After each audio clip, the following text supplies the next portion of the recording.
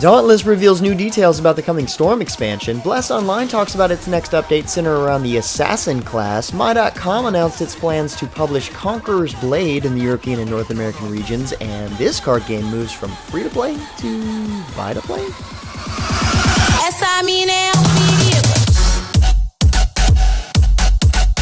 What's up, guys? James Blonde here with a weekly recap for gaming news and announcements for the week of August 3rd, 2018. Starting out the news this week, we've got a couple of digital card games to talk about. The first of which, Insane Robots. Planiac's robot card battler is on its way to Discord. It's interesting. Following a successful launch on the PS4, Xbox One, and PC, Planiac has announced that the game will be free-to-play via Discord. That's new. All players will need to do is join the official game Discord, and they'll be able to challenge players to matches and climb the leaderboards for a chance to win a free version of the game on their platform of choice. That's kind of an interesting way to do it. Hopefully it works out for them. Similarly, Abracam's digital card game Faeria recently released a new expansion on PC entitled Fall of Everlife, which added 40 new cards to the game.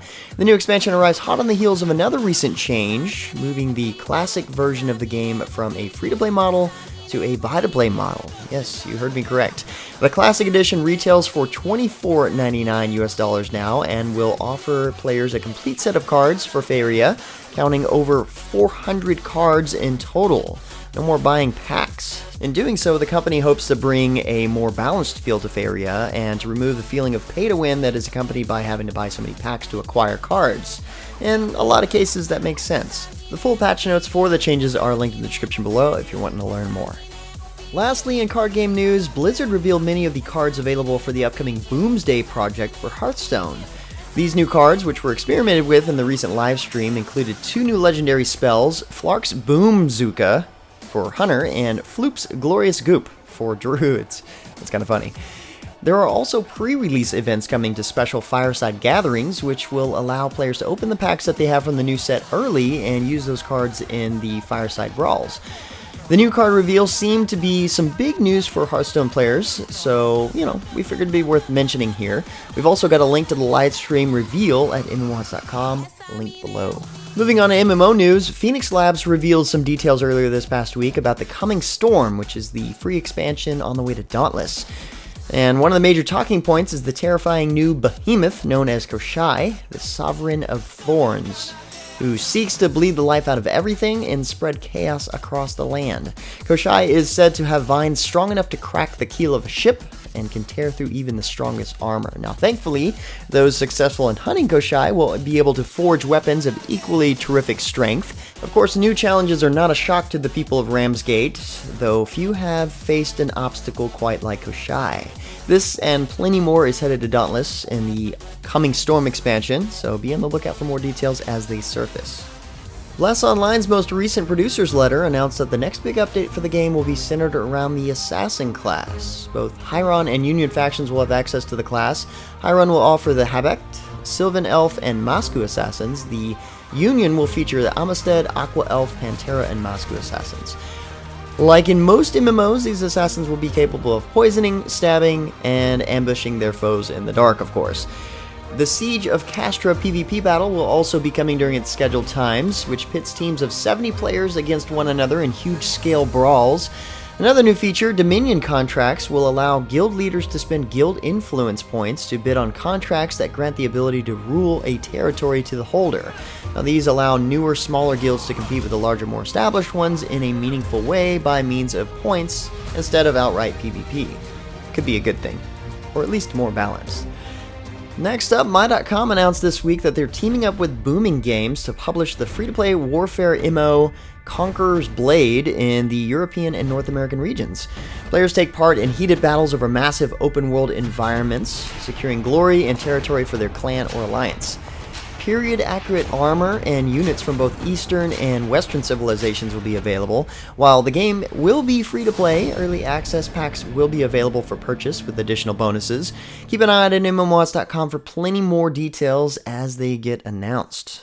Up next, Runescape devs shows off a very clan-heavy patch for the game this past week. The update includes the ability to broadcast achievements across a clan channel, mute individual clan members in clan settings, and add in skill nodes that actually grant more clan resources, plus plenty more.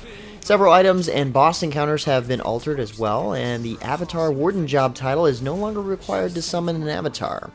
These are just some of the major points in the update. Of course, the official patch notes are linked over at the site post at MMOHuts.com, along with Twitch Prime bundle details and a little bit of info on the mobile version of old school RuneScape. Check it out.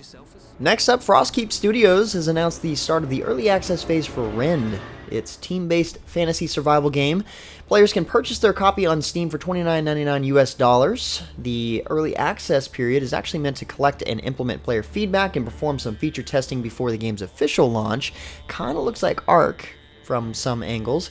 Rend builds on Norse mythology themes to offer a 3-faction survival game with both official rule sets and servers, as well as the support of privately hosted servers with customizable game options and rule sets. So yeah, kinda like a lot of the popular survival games.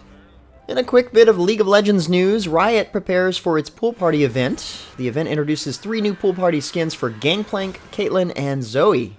The new missions being added for the event have pool party rewards as well, and there are a couple of new items to craft as well.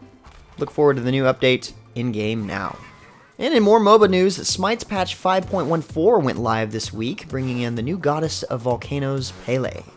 Susano, Hebo, and Athena all received awesome new skins, and a slew of items and gods received balance adjustments, including a slew of buffs for Achilles, and some decreased magic scaling for Freya. Ranked Joust gets itself an extra band, and respawn timers in the early game have been adjusted for Arena, making the early deaths a lot less punishing. But speaking of Smite, MMOHuts is actually hosting a Smite giveaway, so if you're a fan of Smite, just like I am, and want a chance to win the new Pup Patrol Cerberus and Geek, Beak, Thoth skins, all you have to do is check out the Gleam.io link down below and follow the instructions to enter.